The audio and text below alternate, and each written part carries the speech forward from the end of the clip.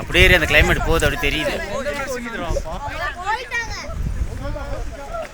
அப்படியே அங்கே நில்லுங்க, நான் திரும்புகிறேன். அப்படி லைட்டாக திரும்புங்க.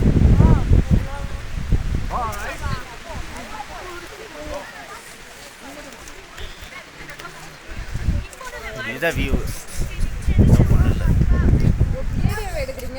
ஒன்றும் இல்லை, ஃபோட்டோ எடுத்துகிட்டு வீடியோ எடுத்துகிட்டு